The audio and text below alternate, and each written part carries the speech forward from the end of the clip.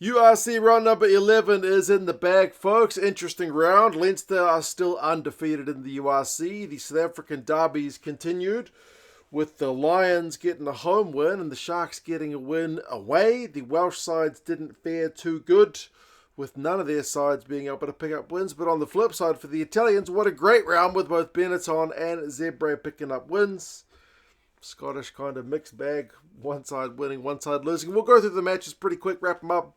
You guys can let us know your thoughts on the round that was. I did a full match review for the Leinster Ospreys game, which was something of a kind of turnover battle. I'll put the link to the match review there in case you want to see it. But in a nutshell, Leinster 22-19, too good for the Ospreys. Tries to McGrath, Tector and Slimani for the Leinster lads. It was Harry Deeves, Ethan Lewis and Cam Jones getting on the board for the Ospreys. The Ospreys did show a bit of kind of never say die spirit. I mean, this is a chance to get a win against Leinster because Leinster, I mean, how many guys have they got with the Ireland squad? So, yeah, if there was a chance, this is potentially it.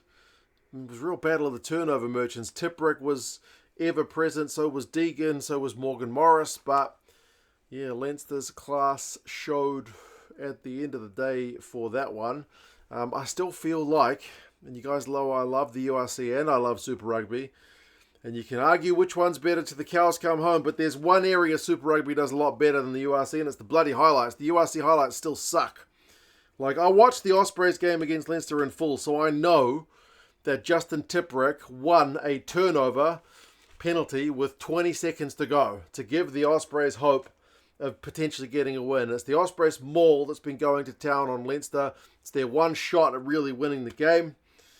And the Ospreys won that penalty with 20 seconds to go, but then they missed touch with their final kick, trying to chew off extra meters with the penalty. Leinster were able to just kind of kick it into touch, but you would never know that happened watching the highlights. I think the highlight just shows you them kicking into touch.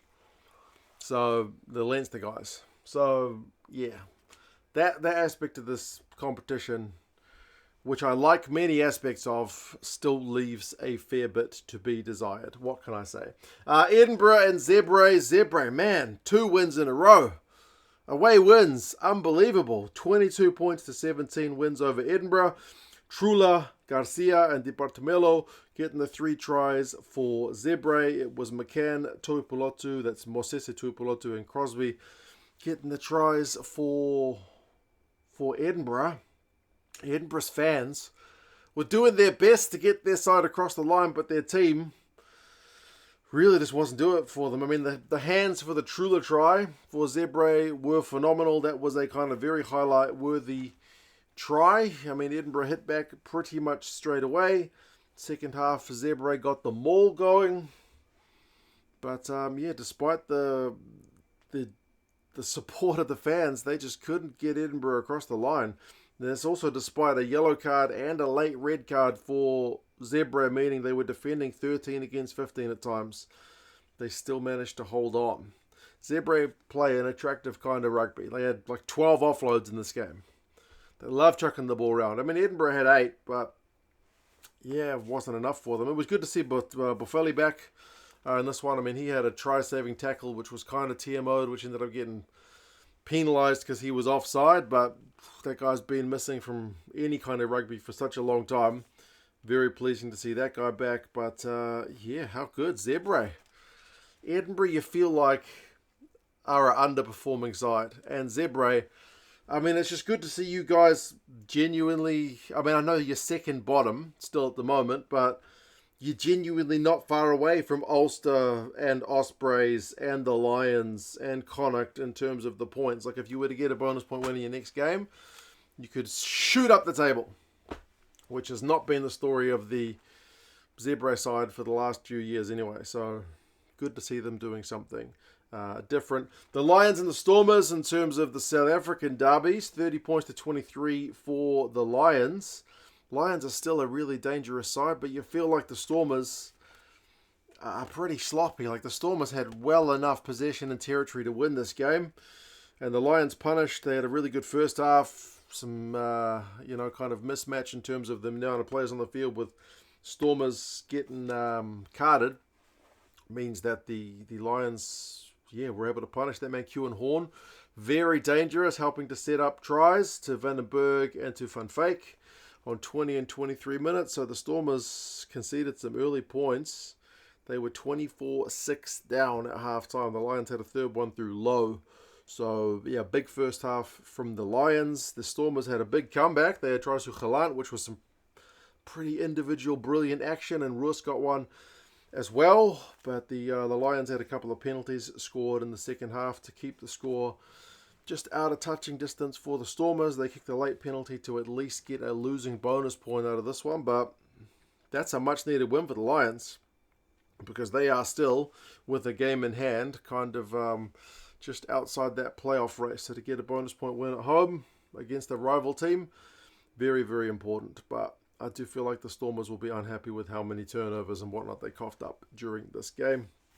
Bulls and the Sharks, I mean, speaking of disappointing, how much set-piece dominance do you need, Bulls? I generally think if you've got a scrum, which is basically winning a penalty at every scrum, you can be a worse team and still get a win.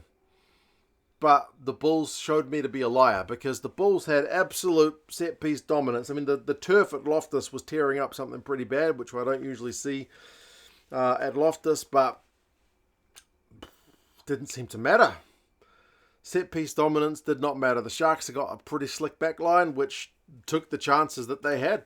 I mean, Vessels got the first try for the Bulls. That was a nice opening start for them, but the Sharks, the back line got going. They had tries through Ethan Hooker. Jordan Hendricks had got one as well. So a couple of first half tries to some Sharks backs. Krobela got the other two for the Bulls.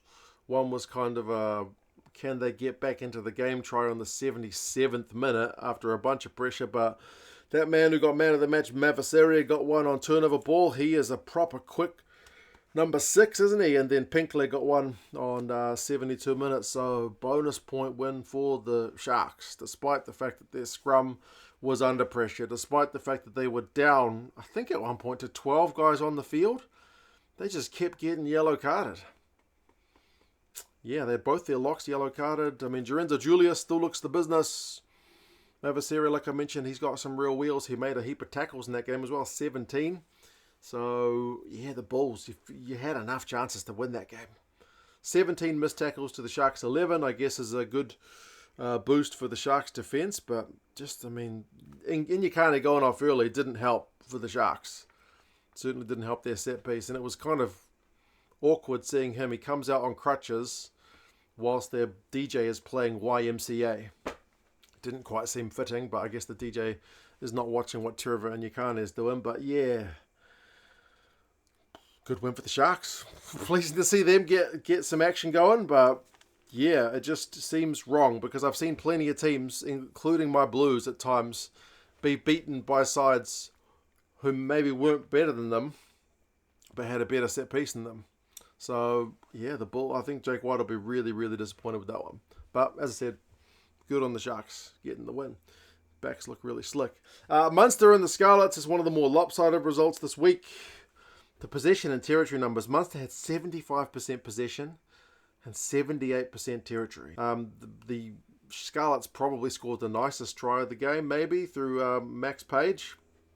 But yeah, Gavin Coombs got a double. He's dangerous from close range. McCarthy comes off the bench and gets one. Alex Kendellen gets one. Tom Farrell gets one. I mean, the Scarlets were the guys who opened the scoring with a penalty, but Munster just went to work. 7-3 at halftime, and then the Fords just seemed to just grind a win out of these Scarlets guys. So yeah, the Scarlets try is worthy of a look. Offload, kick chase, like proper from your own half attacking stuff, but they just didn't have any ball. They still managed 3 clean breaks to Munster's 1, which is maybe a little bit. I mean, when you got 75% ball, how do you get out clean broke by your opposition 3-1? That's maybe a little bit damning on Munster's attacking play, but it's hard to be too critical when you walk away with a bonus point win. What can I say? The Benneton and Ulster game. Geez, what's going on with Ulster? Ulster are having an awful season. They're in 14th.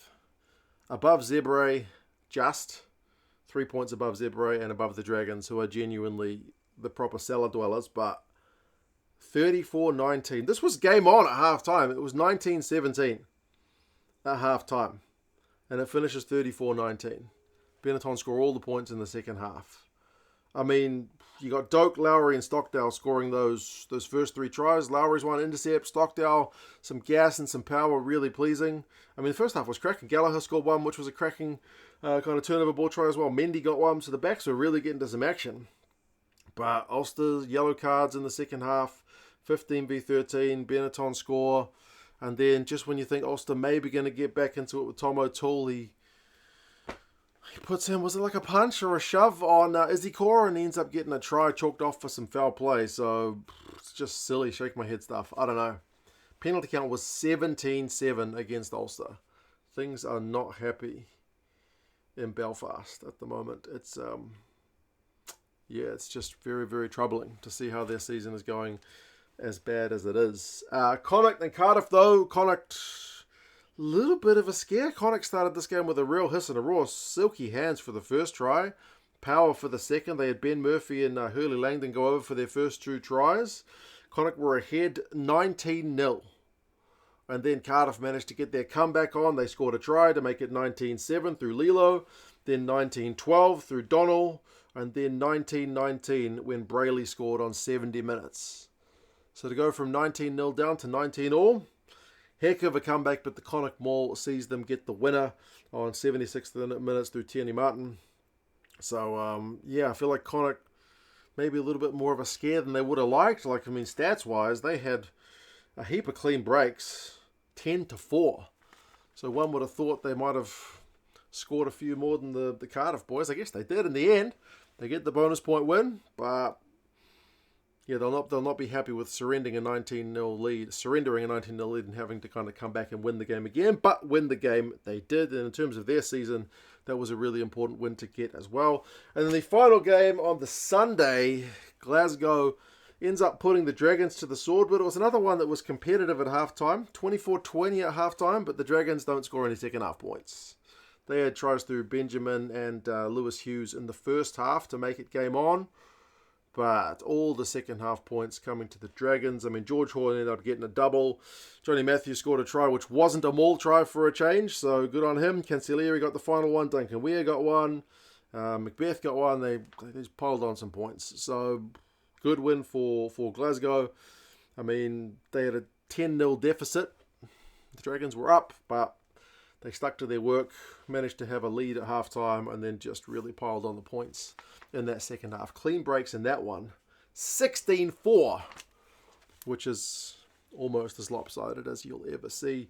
Next week, we've only got the one game. It's the Bulls against the Lions. Leinster, Glasgow, Bulls, and Sharks. That is your top 4. So Irish, Scottish, and 2 South African sides. Remember, the Bulls have still got a game in hand as well, despite losing at the weekend. The other playoffs teams, Munster, Cardiff, Benneton, and Scarlets. So still the 2 Welsh teams in the top 8 for the minute, even if both of them went down this weekend. And then just that kind of chasing pack, which is not too far away, because the Scarlets are on 27, Edinburgh on 25, Stormers on 24, Connacht on 24, the Lions on 23 with the game in hand. And then the Ospreys also on 23, Ulster also on 23. So a lot of teams not too far away, but we'll see how things pan out. It's just the Dragons that are genuinely off the pace on 8 points. But yeah, that was the URC round number 11. You guys let us know your thoughts on how it was as it kind of goes back into slumber or hibernation mode while the Six Nations get back underway, barring the Bulls and the Lions game. But yeah, we'll see how things get back underway once the competition gets back underway proper. You guys take care, and I'll talk to you guys again soon.